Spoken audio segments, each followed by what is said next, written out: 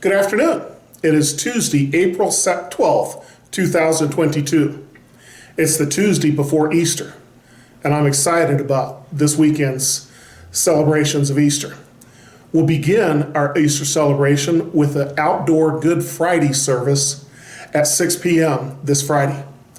Then, on Easter Sunday morning, we'll begin with an outdoor sunrise service at 6 a.m., followed by a potluck breakfast. Then our Easter worship service will be at 11 on Sunday. In that week right before Easter, heading up to Easter, between the triumphal entry, Jesus and his disciples had some of their best conversations. In John chapter 16, verses 16 to 24, and I'm reading from the New Living Translation, second edition, they had this conversation. In a little while, you won't see me anymore, but a little while after that, you'll see me again. Well, some of the disciples asked each other, what does he mean when he says, in a little while you won't see me, but then you will see me, and I'm going to the Father? And what does he mean by a little while? We don't understand. Jesus realized they wanted to ask him about it, so he said, are you asking yourselves what I meant? I said, in a little while you won't see me, but a little while after that you will see me again. I tell you the truth, you will weep and mourn over what is going to happen to me, but the world will rejoice. You will grieve, but your grief will suddenly turn to wonderful joy. It will be like a woman suffering the pains of labor. When her child is born, her anguish gives way to joy because she's brought a new baby into the world. So you have sorrow now, but I will see you again.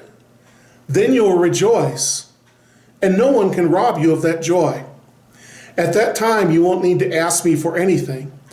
I tell you the truth, you will ask the Father directly, and he will grant your request because you use my name. You haven't done this before. Ask using my name, and you will receive, and you will have abundant joy. The poor disciples didn't understand much of what was going on, and they especially had no idea what was going to happen.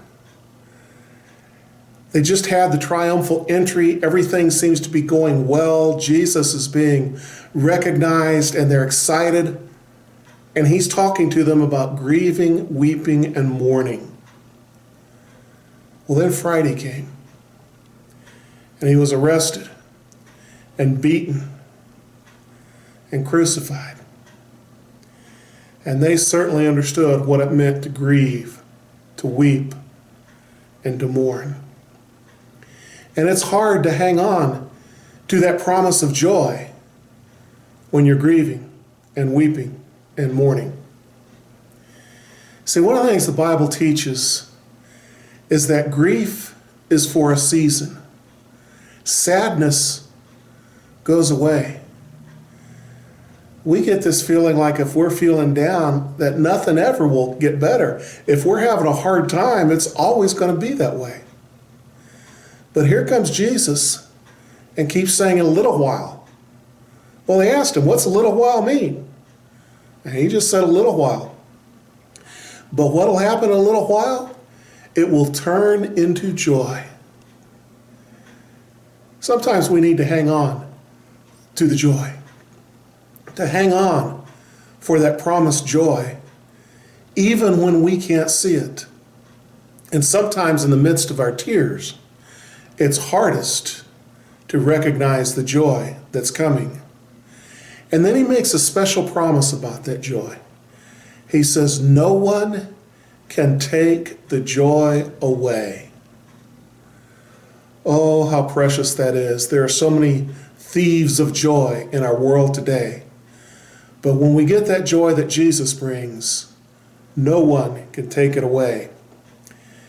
And then he gives them a promise about talking directly to the Father and asking the Father for things in Jesus' name.